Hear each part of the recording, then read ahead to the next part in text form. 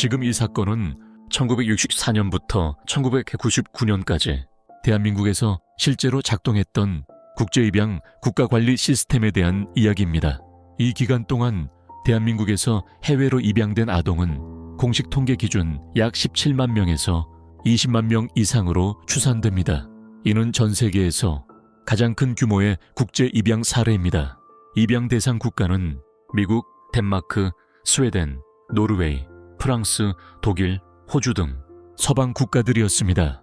입양을 주관한 주요 기관은 홀트 아동복지회, Holt Children's Services, 동방사회복지회, 사회복지법인 대한사회복지회 등 정부 인가를 받은 민간 기관들이었습니다. 그러나 이 구조의 핵심에는 민간이 아니라 국가 행정이 있었습니다. 보건사회부, 현 보건복지부, 법원가사부, 지방자치단체 호적출생신고 담당 부서, 외무부, 현 외교부, 출입국관리소가 입양 절차 전반을 통과시켰습니다. 문제는 이 과정에서 아이들이 고아로 등록되는 방식이었습니다. 1960년대부터 70년대 부모가 생존해 있음에도 아동이 고아로 분류된 사례가 다수 확인됩니다. 미혼모가 병원이나 보호시설에 일시 위탁한 아동, 생활고로 잠시 보호를 맡긴 아동, 부모가 해외 취업 질병으로 잠시 양육이 어려웠던 아동들이 서류상 부모 미상 또는 유기 아동으로 기록된 사례가 반복적으로 나타났습니다. 입양을 위해 필요한 부모 동의서가 존재하지 않거나 부모의 실제 서명이 아닌 경우에도 동의 완료로 처리된 사례들이 조사에서 확인됩니다. 이 사실은 진실화해를 위한 과거사 정리위원회 제2기위원회 조사에서 공식적으로 언급됩니다. 2022년부터 2024년까지 진행된 조사에서 위원회는 1964년 이후 해외 입양 사례 중 다수에서 부모 동의 절차에 하자, 출생기록 불일치, 아동 신원 정보 조작 또는 누락이 확인됐다고 밝혔습니다.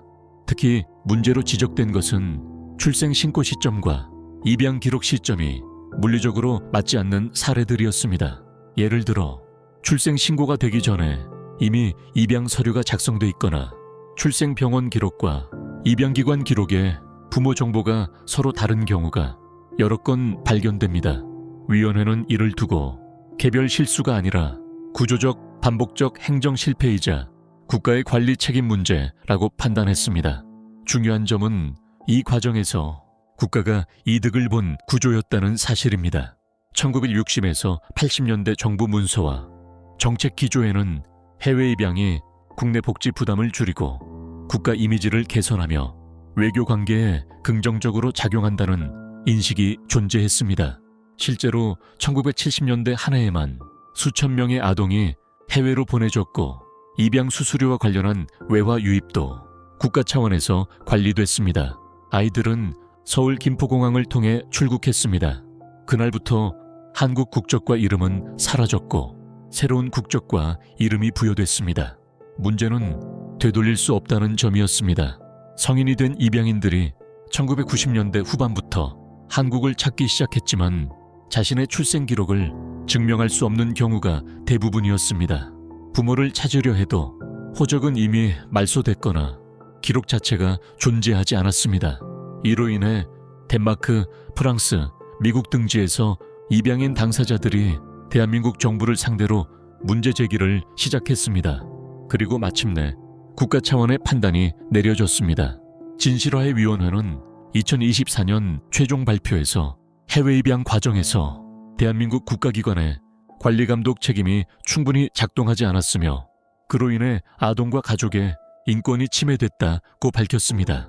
또한 피해자에 대한 국가 차원의 사과와 기록 공개, 후속 조사 필요성을 공식 권고했습니다. 이 사건은 총성이 없었던 사건입니다. 학살도 전쟁도 아니었습니다. 그러나 아이 한 명의 인생을 완전히 끊어놓은 사건이었고 그 숫자가 수십만 명에 달했습니다. 부모는 아이를 잃은 사실조차 모른 채 살았고 아이들은 버려졌다고 믿으며 자랐습니다. 국가는 오랫동안 침묵했습니다. 그리고 지금도 이 질문은 남아있습니다. 아이를 보호한다는 명목으로 국가는 어디까지 개입할 수 있는가? 이 사건은 과거형이 아닙니다. 지금도 입양인들은 자신의 이름과 기록을 찾고 있습니다. 이것이 1964년부터 1999년까지 대한민국에서 실제로 작동했던 국제입양 인권 침해의 실체입니다.